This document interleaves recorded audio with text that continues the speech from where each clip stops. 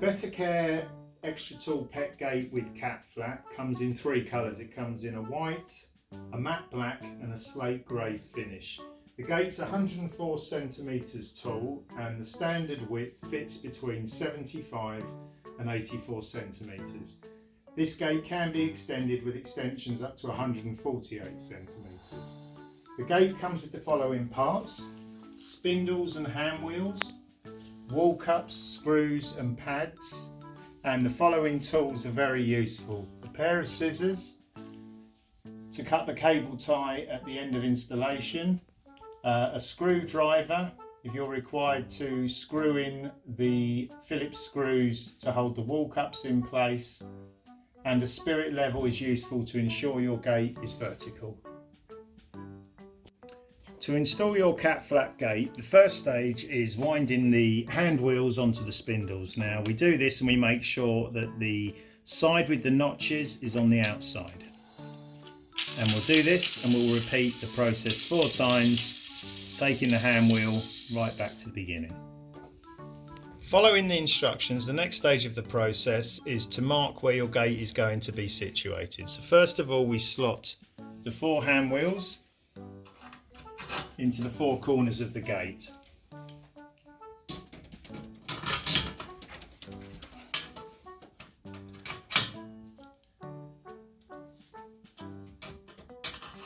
We will then be putting the gate into the desired position, and we will be marking where we're going to fix the wall cups. We're using a frame for this purpose with wall cups already in position. But all you would do, using your spirit level, ensure the gate is vertical, put the wall cups on the outside of the spindle and push against the wall and mark with a pencil. Do that in all 4 positions. To affix the wall cups to the wall, first of all, you'll take the wall cup. We provide a double-sided adhesive tape. So first of all, stick to one side. Second, push into position where you've marked. Now, due to the sort of bonding agents within inside the adhesive, we recommend that you strongly hold the wall cup into position for approximately 60 seconds to enable it to set. Now, if for any reason you have uneven walls or you notice any movement, then you must use the screws provided, and these are wooden screws, or if you're going against a plasterboard or brick wall, then provide yourself the correct screws and raw plug fixings. Once your wall cups are securely in position, you can then place your gate so that it fixes into the wall cups. So the first thing we do is we put the gate into position and then we tighten the wall cups. Now as you turn the wheel,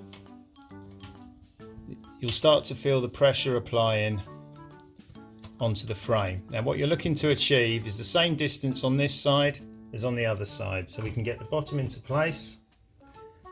And basically, when you can turn no more, you'll feel that the gate is securely in position. Same process at the top, trying to apply equal pressure on both sides. The same on this side as on this side. And as we're turning it and tightening it up, you'll notice that the gap between the gate and the frame is closing. Now there is an indicator on the handle, and what we're looking to achieve is that the downward arrow lines up with the edge of the gate frame. When that is securely there,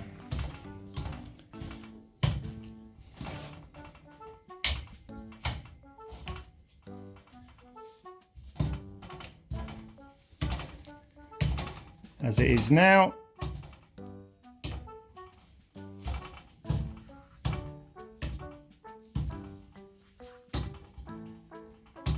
the gate is now in position and ready to use.